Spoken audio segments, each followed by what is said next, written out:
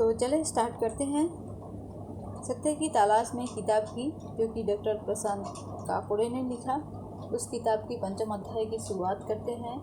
तो चले। दूसरा विकल्प, द सेकंड ऑप्शन, पहचान में मिलावट, the alloy in the identity. अब तक गलत पहचान की गंभीरता से हम अवगत हो गए होंगे। कल्पना करें कि एक मनुष्य जो अंतर्मन से विश्वास करता था कि वो गधा था, तब वो गधे समान कार्य करेगा, गधे के समान चिंतित रहेगा और गधे वाली समस्याओं से पीड़ित होगा, जैसे कि चारे की कमी। हमारी वर्तमान स्थिति को स्पष्ट रूप से महसूस करना ये हमारी उन्नति का एक महत्वपूर्ण पड़ाव है। हम ऊपर दिए गए उदाहरण वाले मनुष्यों से ज़्यादा अलग नहीं हैं। यहाँ अनादि और सुंदर चैतन्य ज्योति स्वरूप आत्माओं को गहरा विश्वास है कि वे शरीर है। वे शरीर के बारे में चिंतित रहते हैं और वे शारीरिक समस्याओं के कारण दुखी हैं। जब उन्हें बताया जाता है कि आप सत्य स्वरूप में चैतन्य ज्योति स्वरूप आत्मा हो, तो वो उन्हें एक अजीब विचार प्रतीत होता है और वे समझ नहीं पाते कि उन्होंने किस बात को अनसुना किया है। ये भ्रमित स्थिति स्मॉल लेटर आई की पहचान है। हमारी शरीर के साथ पहचान बहुत गहरी है, क्योंकि बहुत अधिक सालों से इस पहचान में जी रहे हैं। साथ ही संपूर्ण समाज एक ही नाव में सवार है। वो गलत पहचान को पुष्ट करता है। अब हर व्यक्ति एक ही अपराध करता है। जब हर व्यक्ति एक ही अपराध करता है, तब वो अपराध के रूप में देखा जाना बंद हो जाता है। भले ही कोई जानता भी है कि झुंड कत्ल खाने की तरफ जा रहे हैं, फिर भी उस झुंड से बाहर होने के लिए हिम्मत की ज़रूरत होती है। आत्मा का स्मॉल लेटर आई पहचानों से मुक्त होना, यानी स्वाभाविक रूप में स्वयं को अनादि, स्वतंत्र और गैर भौतिक होने का अनुभव करना। उस जागरूकता में भौतिक जगत के परिवर्तनशील होने के बावजूद भी वो शांति, खुशी और करुणा अनुभव करता है। ये ऐसी स्थिति है जिसमें वो आसपास के दूसरों लोगों की तरह चिंता और व्यवहार नहीं कर सकता। आत्मा का केवल ज्ञान होना ये एक अलग बात है, परंतु वास्तव में सिर्फ ज्ञान हो जाने से स्मॉल लेटर आई की पहचान नहीं मिट सकती। स्मॉल लेटर आई की ये विभिन्न पहचानें सिर्फ ऊपरी जमी हुई धूल नहीं है, पर ये सोने में अन्य धातुओं के मिश्रण जैसी है। अतः विलग करने की प्रक्रिया विधि पूर्वक होना आवश्यक है। सोने का धातु के मिलावट से शुद्ध करने के लिए धातु को पिघलना पड़ता है। आत्मा से स्मॉल लेटर आई की पहचानों को निकालने का एक तरीका अति दर्द विदारक विनाश फल है। चरम पीड़ा अथवा विनाश जैसे मार्ग से अंततः आत्मा का इलाज हो सकता है, परंतु जैसे अध्याय प्रथम में उल्लेख किया गया है कि हम मनुष्य दो में से एक मार्ग से सीखते हैं, दर्द द्वारा या बुद्धिमत्ता द्वारा। अनुवर्ती चर्चा इन दो में से दूसरे मार्ग की पड़ताल करती है। हम कई कोणों से अपने उद्देश्य तक पहुंचने और साथ ही कुछ महत्वपूर्ण अभ्यास पर चर्चा करने का प्रयास करते हैं। विद्यार्थी इन अभ्यास को प्रयोग में लाने के बाद भी इसका मूल्य समझ सकेगा तथा वो स्व परिवर्तन और व्यवहारिक लाभ देख सकेगा। किसी भी एक अभ्यास को प्रयोग में लाने से दूसरे अभ्यास आसान हो जाएंगे और वे एक दूसरे के पूरक हो जाते हैं। इसलिए कोई किसी पर भी निर्भर होकर एक या दूसरे पर अधिक जोर दे सकता है और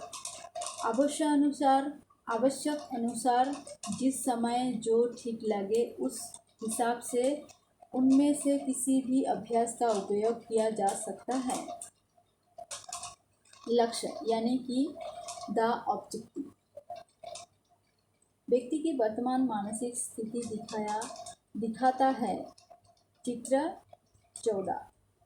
वहाँ स्मॉल लेटर आई की पहचानों का प्रभाव प्रबल है और कैपिटल लेटर आई की पहचान का अंश मात्र रह गई है। साथ ही कुछ स्मॉल लेटर आई की पहचानें अधिक बढ़ती जा दिख रही है। चित्र 14 बी में हमारी मूल कैपिटल लेटर आई की पहचान दर्शाता है, जो हमारी वास्तविक क्षमता है। हमारा लक्ष्य अपनी पूर्ण क्षमता को प्राप्त करना है। यहाँ जो प्रमुख सूत्र उपयोग किया गया है वो ये है कि अधिक समय कैपिटल लेटर आई की पहचान में रहना, कैपिटल लेटर आई की पहचान में शांति और आनंद का अनुभव करना और स्मॉल लेटर आई की तरफ लेकर जाने वाले अचित बहाव से तथा स्मॉल लेटर आई की पहचानों को पोषित करने वाले सुखों से स्वयं को रोकना। जब हम अधिक समय कैपिटल लेटर आई की पहचान में रहते हैं और उस स्थिति में रहकर खुशी का अनुभव करते हैं, तब कैपिटल लेटर आई की पहचान गहरी होती है और उस पहचान में रहना अधिक स्वाभाविक होता जाता है। जैसे प्रकाश बढ़ता है तो अपने आप अंधकार गायब हो जाता है। हमें अंधकार को हटाने के लिए अलग से कोई प्रयत्न नहीं करना पड़ता है। उसी तरह से जैसे कैपिटल लेटर आई की पहचान बढ़ती जाती है, स्मॉल लेटर आई की पहचानों का प्रभाव घटता जाता है। अंत में सिर्फ इसी दृढ़ता से हम कैपिटल लेटर आई की पहचान संपूर्णता से प्राप्त कर लेंगे, जैसा कि चित्र 14 बी में दर्शाया गया है। इसी लक्ष्य की तरफ बढ़ाने वाले विभिन्न मार्गों को हम आगे विस्तार से समझेंगे।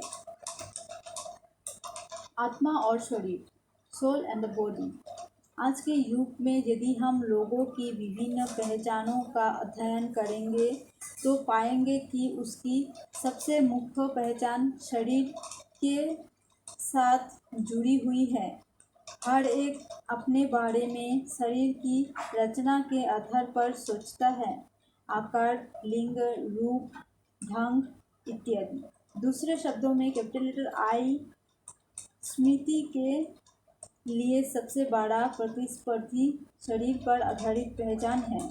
जिस तरह बोलचाल में उत्तम पुरुष, मध्यम पुरुष और अन्य पुरुष के शब्द इस्तेमाल करते हैं, उसी प्रकार से हमारी वृत्ति और दृष्टिकोण में हम कुछ वस्तुओं को उत्तम पुरुष, मध्यम पुरुष और अन्य पुरुष के जैसा ही मानते हैं।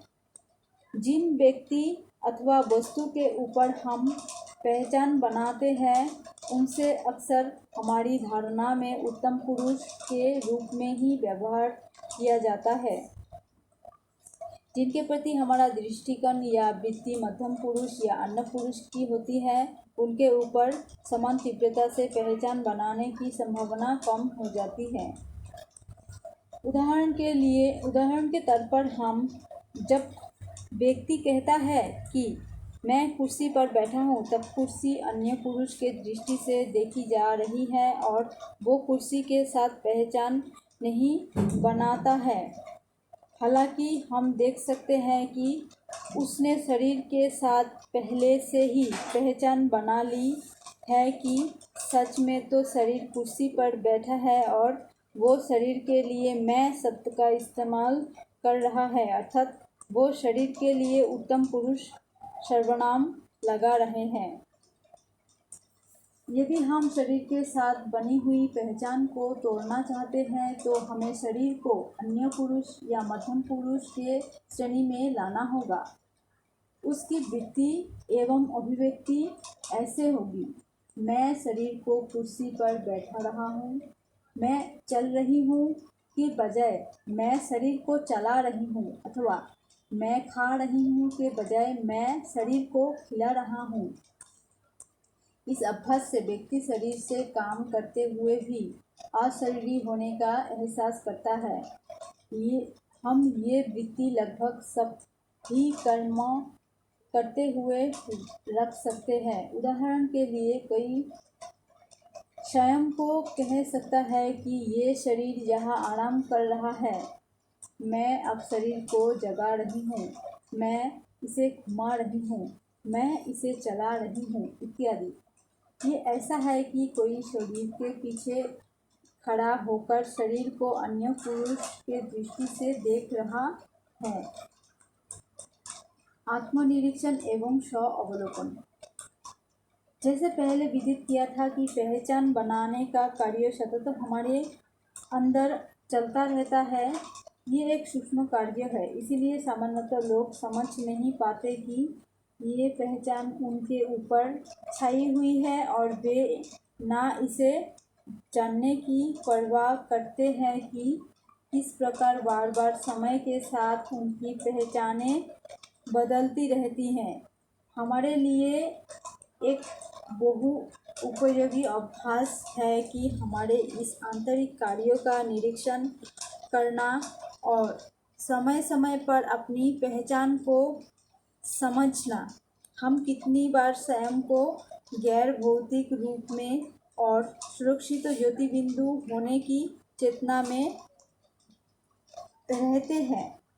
अपने आप की पहचान का अवलोकन एक सुंदर खेल हो सकता है, वो हम अपने आप से खेल सकते हैं।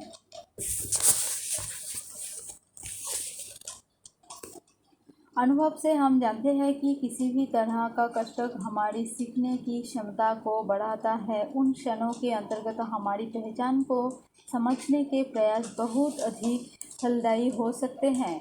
हम ये भी जानते हैं कि कष्ट का अस्तित्व जब हम स्मॉल लेटर आई की पहचान में होते हैं तब ही होती है। किसी भी उत्तेजना के बावजूद कैपिटल लेटर आई की पहचान में हम किसी भी प्रकार के कष्ट से विमुक्त रहते हैं। इसलिए उन क्षणों के दौरान जब हम चिंता, चिड़चिड़ापन, निराशा अनुभव करते हैं अथवा जब हम आलोचित या पराजित अनुभव करते हैं, तब हम स्मॉल लेटर आई की पहचान के अधीन होते हैं और हमें उन स्मॉल लेटर आई को पहचानने की ज़रूरत है। जब कभी हम स्मॉल लेटर आई की पहचान अंकित करते हैं, देख लेते हैं, अपने आप उसकी विषमता देखती है और कैपिटल लेटर आई की पहचान एवं हमारी सुरक्षा याद आती है, तब हम कैपिटल लेटर आई की शांति और सुरक्षा मंच से स्मॉल लेटर आई को अन्य पुरुष के समान देखने में समर्थ होते हैं। उन क्षणों में स्मॉल लेटर आई का विनाश हमारा विनाश प्रतीत नहीं होता।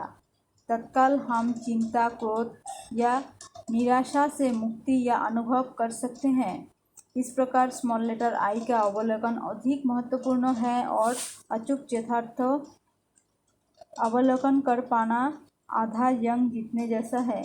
जब हम कैपिटल लेटर आई की पहचान में होते हैं, सभी प्रतिकूल घटनाएं स्मॉल लेटर आई को अधिकतम केवल खरोच सकती है या स्मॉल लेटर आई के भार को नष्ट कर सकती है, परंतु आत्मा इस बात में खुश रहती है और आत्मा की वृत्ति ये होगी कि मैं जो हूँ वही रहूँगी। मैं वंचित नहीं हो सकती, मैं सिर्फ मुक्त हो सकती हूँ। जब आसपास की परिस्थितियाँ हमारी स्मॉल लेटर आई को सुकून, सुख अथवा प्रशंसा दिलाती है, जैसे कि जब छोटी इच्छाएं पूर्ण होती है, उस समय हमें जागरूक होना चाहिए, क्योंकि ये गलत सुरक्षा का भाव पैदा कर सकती है और ऐसे समय स्व निरीक्षण से स्मॉल लेटर आई का झूठ जाना संभव है। स्वयं की याद, सेल्फ रिमेम्बरिंग। हर एक क्षण हम जिस स्मॉल लेटर आई की पहचान में गुजरते हैं, उस विशिष्ट पहचान का पोषण होता है और वो बढ़ती है।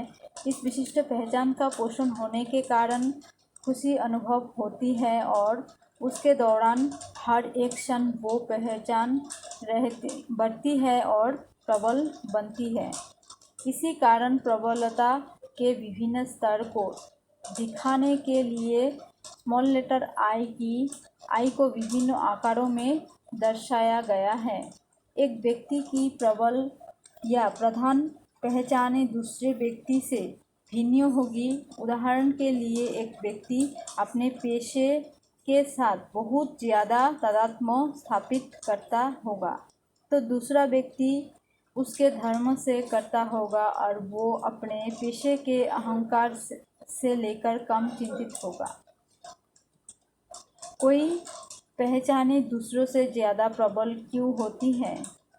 इसका कारण है कि या तो उन पहचानों के साथ व्यक्ति ज़्यादा समय रहा है या उसने उन पहचानों में रहकर कई हद तक सुख अनुभव किया है।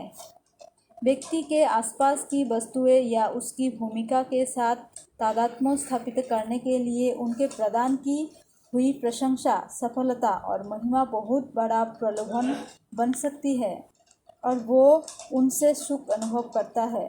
विशिष्ट पहचान से वो जितना अधिक सुख की अनुभूति करता है उतनी ही वो पहचान ज़्यादा प्रबल होती है और उतना ही अधिक वो मन पर अपना वर्चस्व रखती है।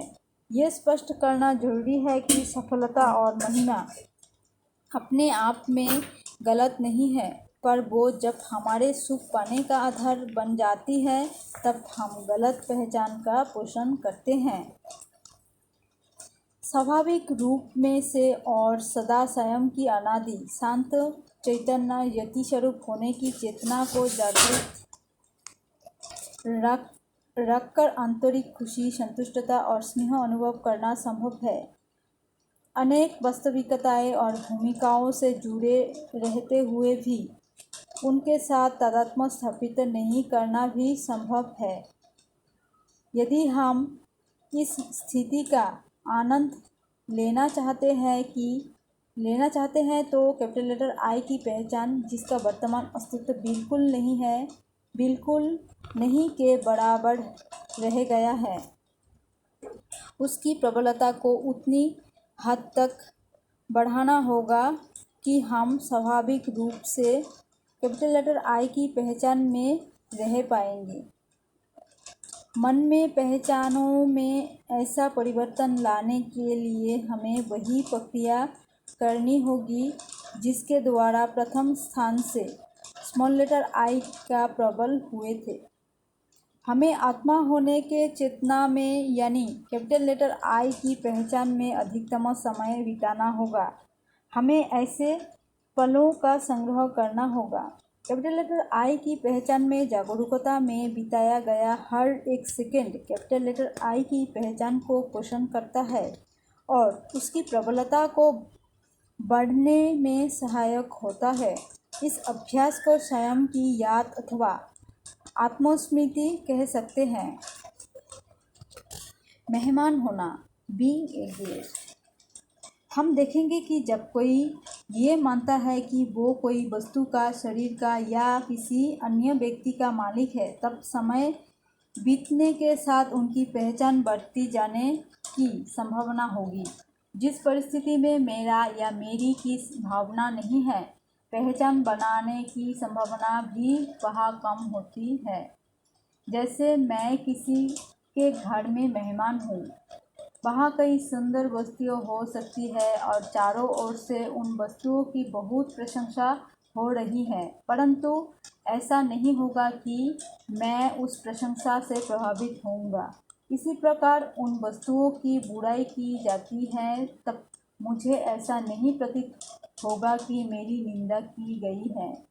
मैं दोनों से मुक्त रहूँगा। एक मेहमान के रूप में मैंने प्रख्यातो सर्वनाम मेरा का इस्तेमाल नहीं किया। मैंने मेहमान के रूप में मेहमान होने का सुख और शांति का आनंद लिया। प्रशंसा सुनने के बाद मेजबान के नशे के अनुभव से वो बहुत अलग है। मेहमान की शांति और खुशी सदा है और शुद्ध है, निंदा या हार की चिंता से मुक्त है। अब हम देखते हैं कि अनादि आत्मा की इस धरती पर क्या भूमिका है। ये अनादि जीव आत्मा छोटी सी अवधि के अपने जीवन का काल में शरीर धारण करती है, घर, गाड़ी, पोशाक एवं अन्य सभी का उपयोग करती है। जब मृत्यु की घड़ी आता है तब सब कुछ पीछे छोड़ जाती है। दूसरे शब्दों में अल्पकाल के लिए अपने भूमिका निभाती है या मेहमान की तरह धरती पर छोटी यात्रा पर आती है। ये धरती के साथ हमारा सच्चा संबंध है। हम इस धरती पर मेहमान हैं। हमने पहले देखा था कि हम किसी भी वस्तु के मालिक नहीं हैं और हमारी अभिव्यक्ति ये होना चाहिए कि जो कुछ मैं उपयोग करता हूँ वो मेरी नहीं है और ये शरीर जो मैं उपयोग करता हूँ वो भी मेरा नहीं है। मैं इस संसार में शरीर में मेहमान हूँ। सत्य स्वरूप में मैं जिसका मालिक हूँ वो मुझसे कोई नहीं छीन सकता है। मेहमान के तौर पर मैं अनेक वस्तुएं उपयोग करता हूँ, परंतु उनके उपयोग करते समय मैं सचेत हूँ कि किसी भी समय मुझे उन्हें छोड़ना पड़ सकता है। मेहमान की इस वृत्ति से अपने आप अधिकार की भावना एवं पहचान बनाने की इच्छा से मुक्ति हो जाती है और हम स्वयं को कैपिटल लेटर आई की पहचान में पाते हैं।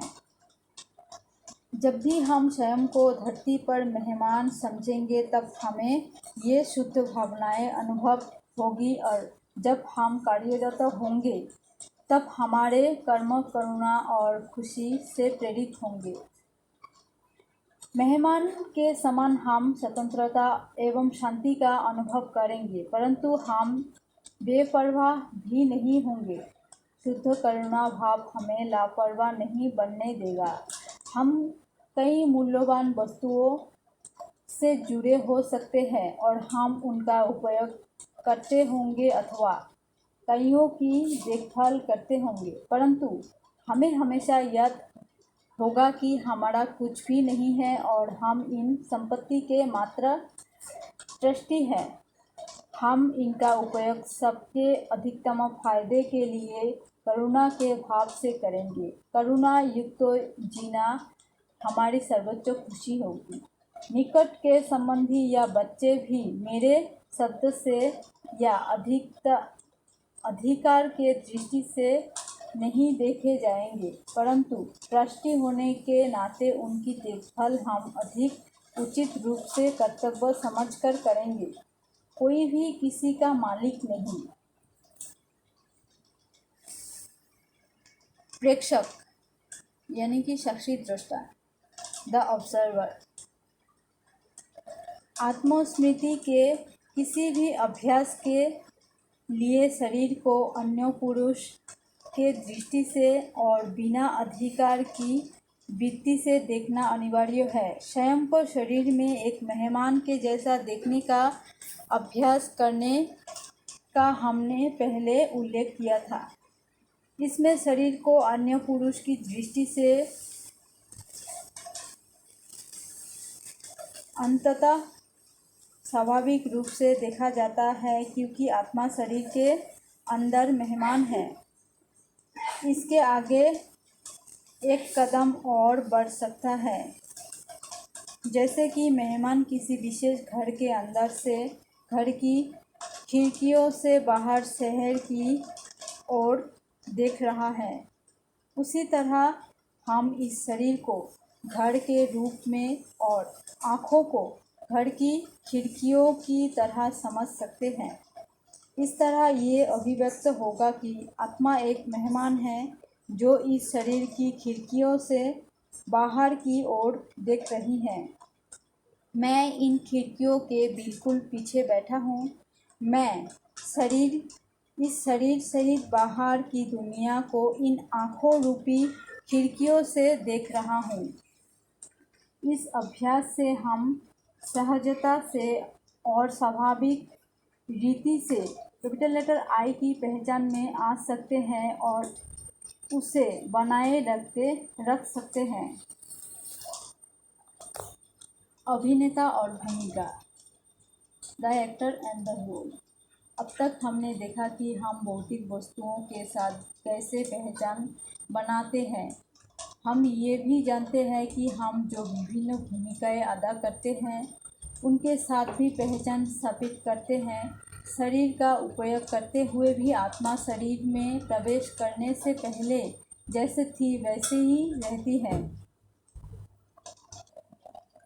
परंतु एक बार शरीर में प्रवेश करने पर आत्मा शरीर के द्वारा विभिन्न भूमिकाओं में आ जाती है, जैसे कि बेटा, बेटी, पत्नी, डॉक्टर, वकील, किसी संस्था का अध्यक्ष और अन्य कई। तथा समय अनुसार वो जो भूमिकाएं निभाती है, समय के साथ वो उसमें पहचान स्थापित करना शुरू कर देती है। जैसे ही हम स्वयं अपने भूमिकाओं से पहचान बनाते हैं, तत्पश्चात उन्हें भुलाना दुखद हो जाता है। जैसे कि कई वर्षों से अब अध्यक्ष पद की भूमिका में रहा हो और फिर उसे उस भूमिका से हटना पड़ता है, तो वो उसके लिए दुखद हो जाता है। उन वर्षों में वो अध्यक्ष होने के स्मॉल लेटर आई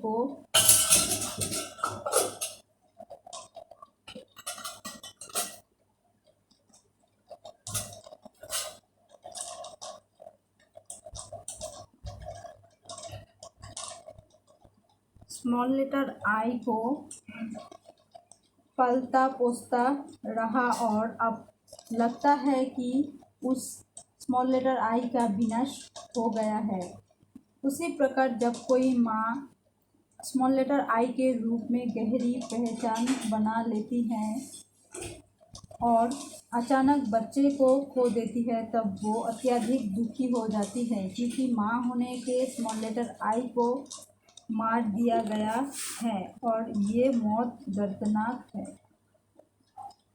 यदि हम अपने सत्यता में कैपिटल लेटर आई की पहचान में जीते हैं, तब किसी भी प्रकार का कष्ट नहीं होगा। अन्य पुरुष की दृष्टि में हम विभिन्न भूमिकाएं देखेंगे, जैसे वकील, पत्नी, अध्यक्ष और ऐसे अनेक। हम उसे एक नाटक के समान पाएंगे, जैसे कि एक अभिनेता अलग अलग मुखौटे धारण कर अनेक भूमिकाएं अदा करता है, परंतु हर समय वो जानता है कि वो कौन है, यानी मुखौटे के पीछे और विभिन्न भूमिकाओं के पीछे कौन है। एक अभिनेता राजा की भूमिका कर रहा होगा जो नाटक में जीत या हार पाया है, परंतु अभिनेता स्वयं जानता है कि ये जीत या हार उसकी नहीं है। वो जानता है कि वो मिस्टर स्मिथ है, उस कारण से वो नाटक के किरदार के परिस्थितियों से परे है, विलक है। हम अनादि आत्माएं हैं जो अल्पकालिक विभिन्न भूमिका अदा कर रही हैं। ये विभिन्न अल्पकालिक भूमिकाएं अदा करते वक्त हमें स्वयं को सिर्फ याद दिलाना जरूरी है कि हम अभिनेता हैं।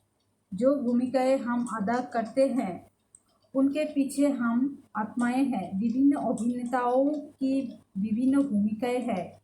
किसी की भूमिका नायक तो किसी की खलनायक है।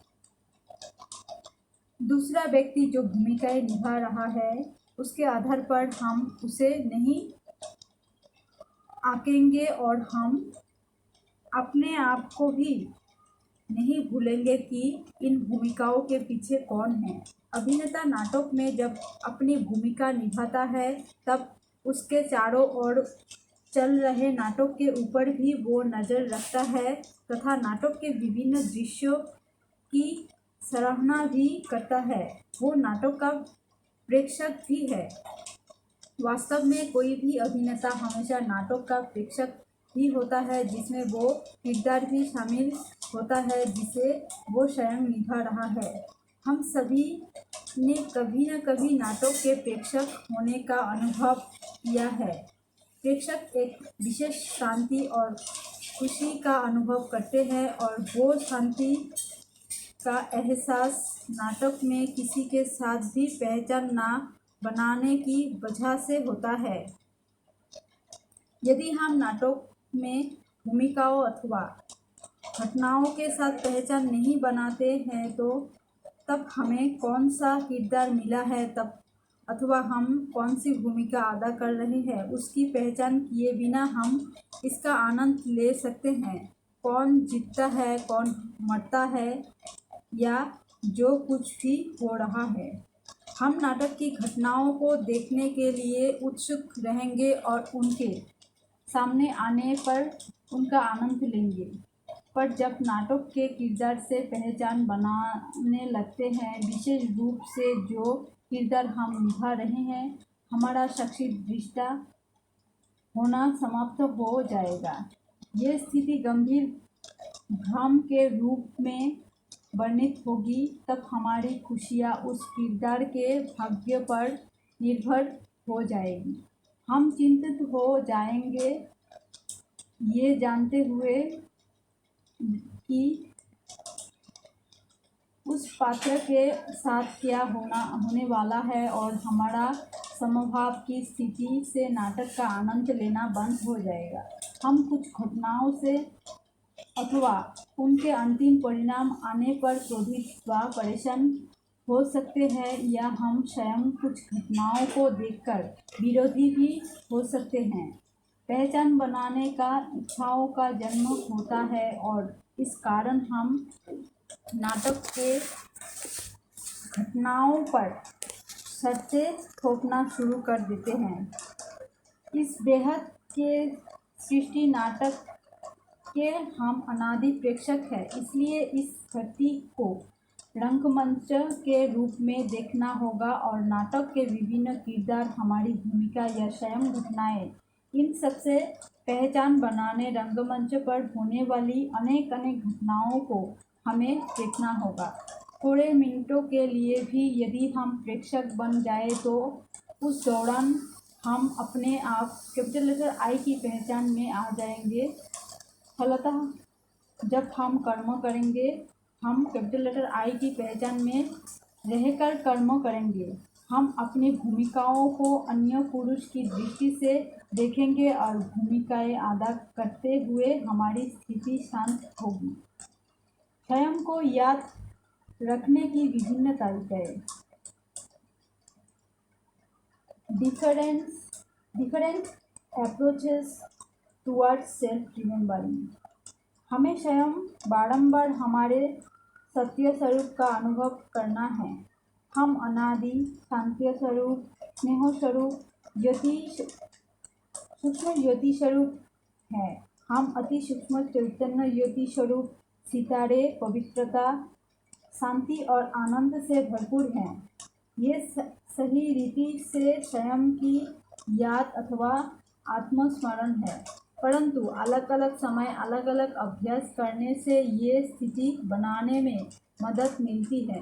निम्नलिखित अनुरूपताएं इस अभ्यास में मदद कर सकती हैं। स्वयं को शरीर में मेहमान और जगत में भी मेहमान देखना। स्वयं को बच्चे या संपत्ति के मामले में दृष्टि देखना। स्वयं को याद दिलाना कि मैं एक अभिनेता ये विशेष भूमिका अदा कर रहा हूँ। साक्षी दृष्टा होकर नाटक देखना। स्वयं को इस जीवन से गुजरने वाला एक मुसाफिर देखना। समय का मुसाफिर। स्वयं को इस शरीर का चालक मानना। शरीर की आँखों वाली खिड़कियों से बाहर की दुनिया को देखना। स्वयं को शरीर से अवतार के रूप में देखना, जो एक निश्चित श्रेष्ठ उद्देश्य के लिए शरीर का उपयोग करता है।